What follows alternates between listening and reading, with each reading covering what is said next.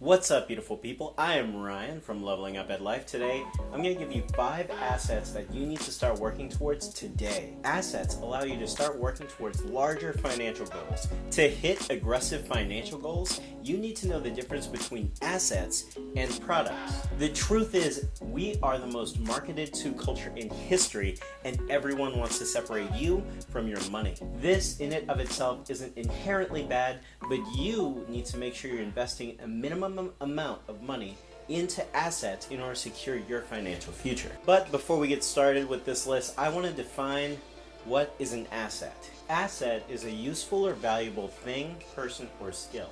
Useful or valuable I talk about a lot in my last video, so if you're interested in knowing about that side of it, go ahead and click the link above. When we talk about things, we're thinking about products, Gucci, Louis Vuitton, your car. Various things can be classified as assets, and this is the typical trade-off.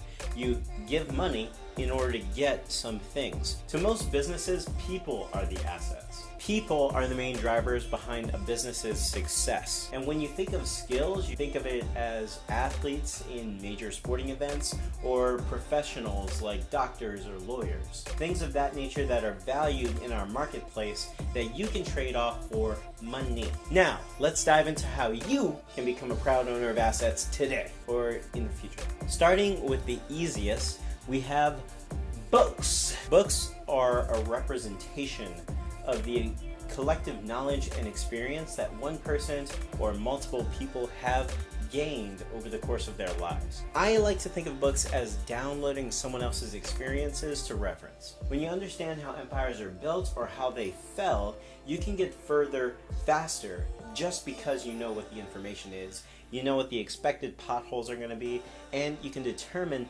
when something is an issue before it becomes a big issue.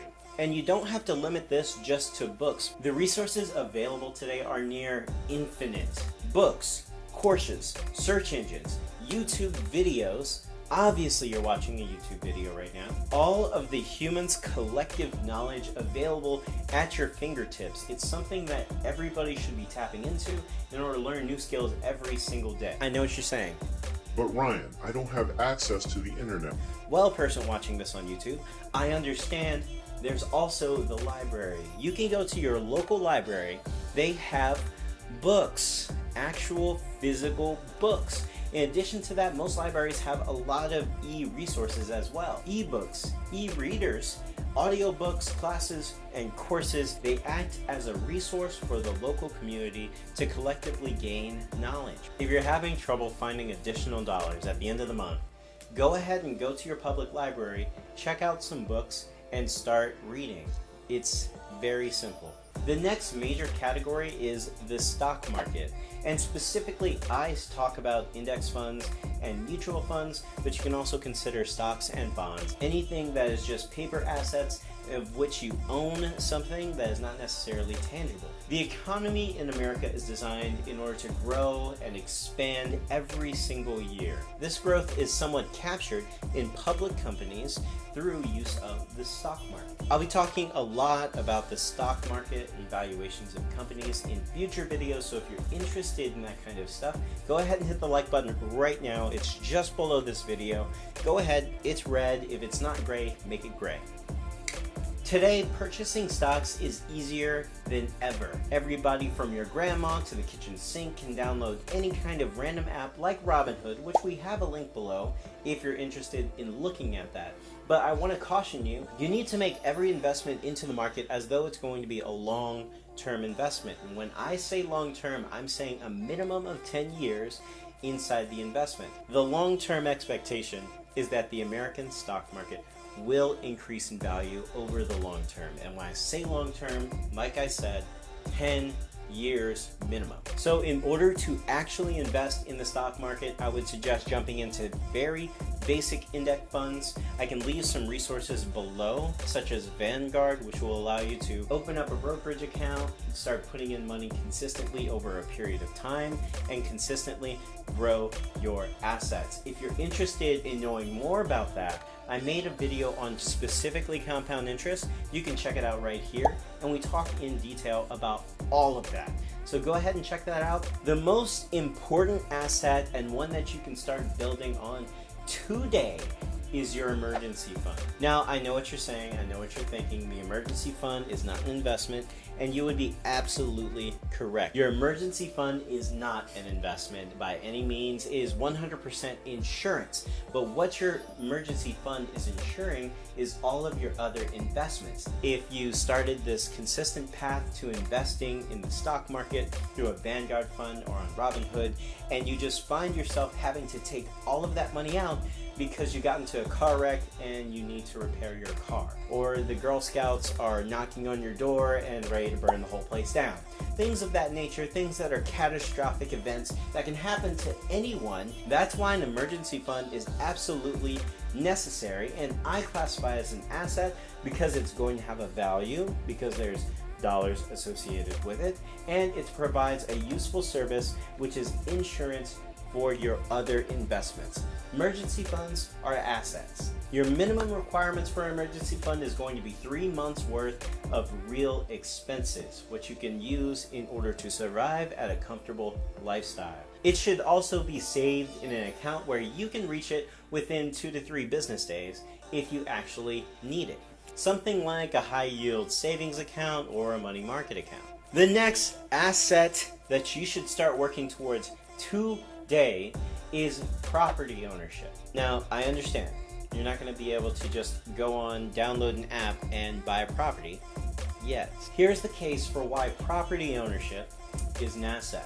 When I think property, I think of your first home, the one that you live in, as well as any other types of income producing properties. That could be single family rentals or multifamily rentals, as well as commercial properties or farms. In the Middle Ages, the only thing really separating royalty from their serfdom was ownership of property. They actually owned all the property that everybody was using. Property that was overseen by landlords, and those landlords rented that property out to other commoners or serfs in order to work the land and make it actually useful. This property was used, and the taxes or rents that was collected by the landlords ultimately flowed all the way up to the monarchy, and that's essentially the difference between ownership of a property and working it. You can work the property and make it more useful over time, like we are, where we're currently renting right now, but we're also getting to use this property as a place to live.